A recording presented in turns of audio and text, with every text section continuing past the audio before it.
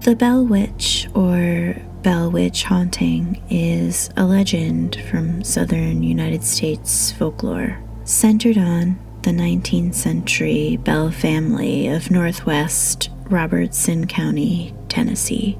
Farmer John Bell Sr. resided with his family along the Red River near the town of Adams. According to legend, from 1817 to 1821, his family and the local area came under attack by a mostly invisible entity that was able to speak, affect the environment, and shapeshift. Some accounts record the spirit also to have been clairvoyant and capable of crossing long distances with superhuman speed. The haunting began sometime in 1817 when John witnessed the apparition of a strange creature resembling a dog. Bell fired at the animal, but it disappeared. John's son Drew approached an unknown bird perched on a fence that flew off and was of huge size. The daughter Betsy observed a girl in a green dress swinging from the limb of an oak tree. Dean, a person enslaved by the Bell family, reported being followed by a large black dog on evenings he visited his wife. Activity moved to the Bell household, with knocking heard along the doors and walls. About this time, John Bell began experiencing paralysis in his mouth. The phenomena grew in intensity as sheets were pulled from beds when the children slept. Soon, the entity pulled hair and scratched the children, with particular emphasis on Betsy, who was slapped, pinched, and stuck with pins. The Bells turned to a family friend, James Johnston, for help. After retiring for the evening at the Bell home, James was awakened that night by the same phenomena. That morning, he told John Bell it was a spirit, just like in the Bible. When he asked who it was, it tied its origin to an ancient Native American burial ground being disturbed. The story climaxes with the Bell patriarch being poisoned by the witch. Afterward, the entity interrupted the mourners by singing. Subsequently, the entity told the family it was going to leave, but return in 7 years, in 1828. The witch returned on time to Lucy and her sons Richard and Joel with similar activities as before, but they chose not to encourage it, and the witch appeared to leave again. This story is by Reddit user The Law Sun, and they recount their experiences with the Bell Witch. I lived in Adams, Tennessee growing up from about ages 14 to 18, approximately 2004 to 2008. A couple of weeks after my family and I moved there, something unexpected happened. I was mowing on my dad's tractor with a big 8-foot wide back-end mower. I was going down a hill when my horizon line violently was thrown around as the tractor tires hit something. I disengaged the mower, pulling the tractor around at the base of the hill I had just gone down. My blood went cold as I look up through the swathe I had just cut. Like a buzzer going down the middle of someone's head, making a lane in the grass. In that lane were 4 Native American burial graves. My parents started reaching out to anyone who might be able to help us identify the graves. Anthropologists, historians, accredited people, etc. Those people unanimously agreed that these 4 graves were from the Trail of Tears.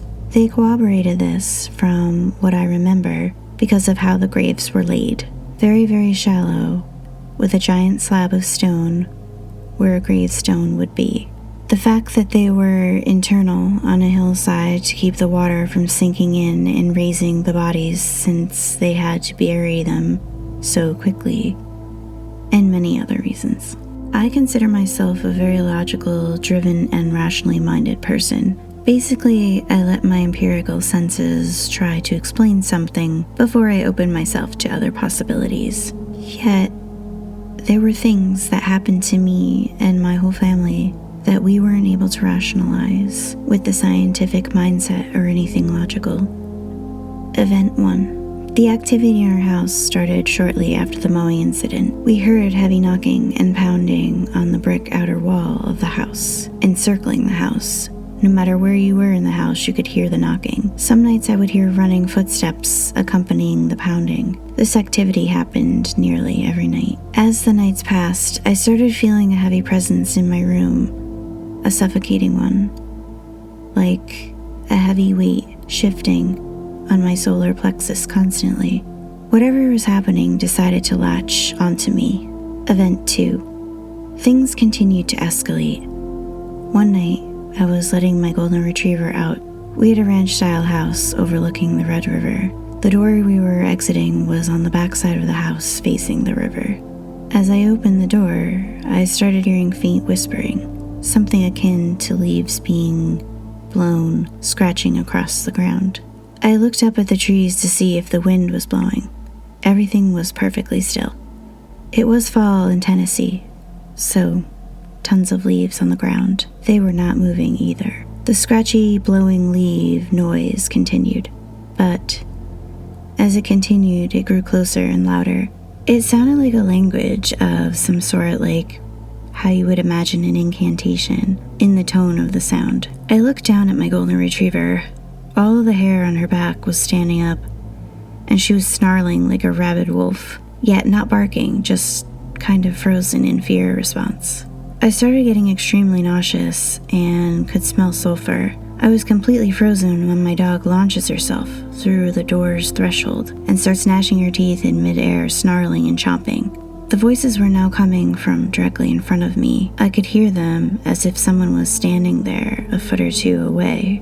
I grabbed my dog midair and pulled her quickly inside, slammed the door, and threw the deadbolt into place. The door and the frame shook violently as the vicious pounding started hammering on the threshold. I ran with my dog to the center of the house, flipping on every light along the way. We sat there all night alone until the sun came up. Ginger, my golden retriever, laid across my lap the entire night, pressing into me while she whimpered for hours. All I could do was pet her and try to calm her down, which was also helping me down-regulate. This was impossible, though. The entire night until sunrise, the back door was thumping. Event 3. It happened when I was coming home from football practice. I had all my gear in my gym bag over my left shoulder. This is important because of how I entered the house. As I closed the front door behind me, I began sitting down the gear bag from my left side, which caused me to look right. The room when you first walked in was our library, where we had a leather couch, chair, piano, bookshelves, and a wooden rocking chair. There was something sitting in the rocking chair. My peripheral vision caught it first. The chair was going back and forth. As my vision centered on the chair, there was a humanoid-looking shape sitting there, head glancing downward at the book it was holding. Long, black hair, drawn down over its head and completely void of light. To picture what I saw, imagine the silhouette of a person, but rather void of light. The light coming in around the edges of it seemed to be eaten up by the presence void, as the light spilled over the contour edges of the humanoid shape, how black holes are visualized almost exactly. I felt like I had jumped off a bridge into ice-cold water. I blasted myself backwards against the door, screaming, and fell down. As I was falling, I saw the void blur suddenly as it shot across the walls of the house and out through a huge bay window overlooking the river. My golden retriever was in the next room, and she sprinted to chase the shadow across the walls, barking and clawing at the walls. After it left through the window, my dog came to me and laid on my lap until my parents got home. Event 4. I was fishing with my cousin Jack on the river by our house. We were right on the bend of the river, so the moon would be shining on both sides of the river, racing out at two lines like a 90-degree angle from the house. Super beautiful when you weren't on edge. The reason I bring this up, there was a lot of light on the river that evening. Jack was about 10 or so at the time. He reaches up and taps me. Does that lady need help? I looked to where he was pointing, and there was a pale woman dressed in white clothes going back and forth, picking up stones just to the left of us across the river. I had seen her many times before around the property, and whenever I would get close, she would disappear behind a tree or something similar would happen. Knowing this, I told Jack as calmly as I could that it was time for dinner and he needed to go up to my mom's immediately, in an attempt to not scare him. When I walked him up and made sure he was on his way, I looked back over my shoulder and she was gone. But I could hear splashing in the water below. Event 5.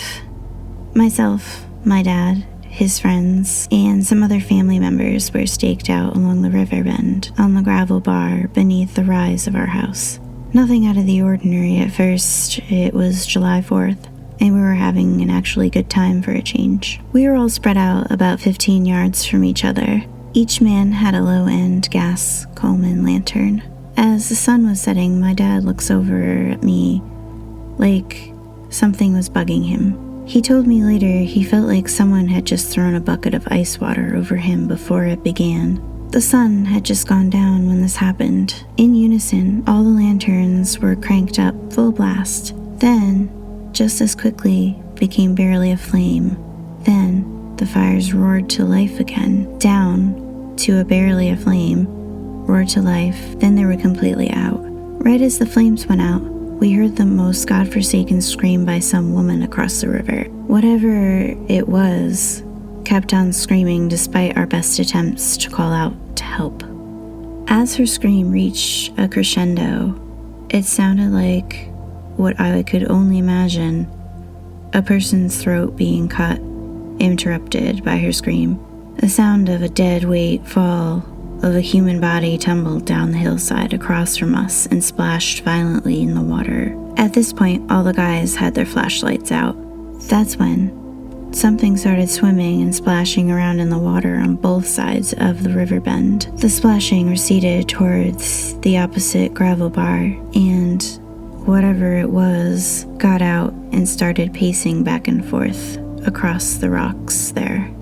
We were pointing all of our flashlights to where the sound was coming from, but we couldn't identify where it was originating. It's safe to say we were running up the hill at this point. We all got inside the house, locked the doors, then gathered in the central living room. Nobody wanted to leave for fear of what was outside. We all stayed up that night because the wall pounding was more violent than it had ever been. All night, like the ticking of some demonic clock. I didn't sleep for 2 days after this event. Event 6. Lost time. I was walking through the woods near the Bell Witch Cave. One moment, it was completely sunny and blue skies around mid-afternoon.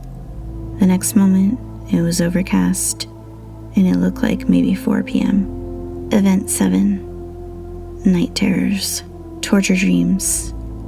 Being held down and brutally drawn and quartered. Dreams of walking through the house and the void person placing their hand on my chest and pushing through my solar plexus, body violently shaking in the dream like having a seizure. Event 8. Visited the Bell Witch House plantation marker in a tobacco field adjacent to my family's property.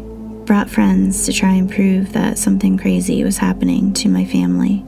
The rite of passage in the area is to go to the stone marker where the paranormal events happened hundreds of years ago, then dance on the stone saying, "I don't believe in the Bell Witch." I got them to promise that they wouldn't do that while we went. Of course, the moment we get there, one guy who doubted the legends in a massive way jumps onto the stone marker and starts screaming, "I don't believe in the Bell Witch," as loud as he could. I get so upset at him. I'm the only one that knows the way back, so I said, "Come on guys, we're leaving." In this area, it's known as the Tennessee River Valley, so there's tons of flowing water, etc. around these tobacco fields. The reason this is so important is because of what happened next. We're making good time walking back across this crop field, hundreds of yards long. A mist starts rolling in from the river bends and begins to saturate the field. The temperature drops easily 25 degrees or so, and we start seeing our breath. I begin to smell sulfur in the breeze. As the mist became a fog, it began. I started hearing this wheezy and deeply cavernous sounding breath around us, like being inside a cave that was breathing. Out of nowhere, we started hearing these giant blasting sounds, and I realized something was walking on the chopped tobacco stalks. Side note, when they harvest tobacco, they use a machete and cut down at a 45-degree angle, leaving about 3.5 feet of brittle stalk pointing out of the ground.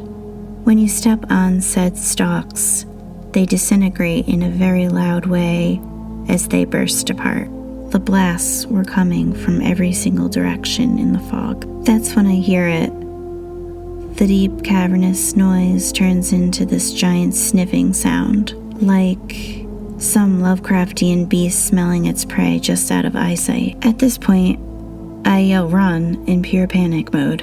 We take off across the field, trying not to trip and be skewered on the stalks. They dry out and get really sharp when they harvest them. Also, Robertson County is the world's largest producer of tobacco per square mile, so these fields are everywhere.